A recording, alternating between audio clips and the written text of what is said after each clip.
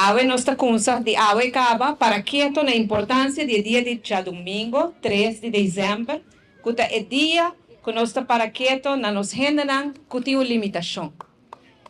Hendenan com limitação nós temos bosonan nos hendenan special, boso nós estima boso masha hobby mês. E bosonan treze hobby alegria dentro da família na cerca de boso.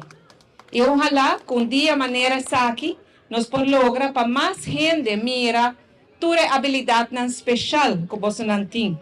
Para sobra solamente se gente da comunidade da carga, lo qual é necessário para dar você respeito e reconhecimento e ora Aruba por vai para adiante de verdade. Dia 13 de dezembro é Dia Internacional de Pessoas com Limitação.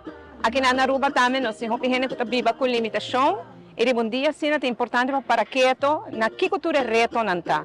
Mais respeito para essa com limitação, mais aceitação de essa com limitação, lo hace Aruba um país mais melhor para nós todos por viva.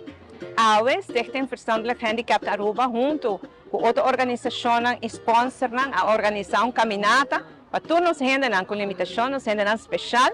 Então, ela terminar aqui na Linear Park, me pode dirigir alguma palavra na nan.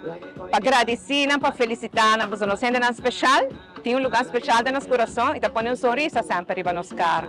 Para agradecer essa que trabalha com pessoas com limitação, para amor e dedicação no trabalho aqui, que Deus guia nos para conseguir trabalho aqui, para maior e familiar de pessoas com limitação, para sacrificar hobby para bem-estar na família, para Deus bendicionar nos também para prosseguir com isso aqui.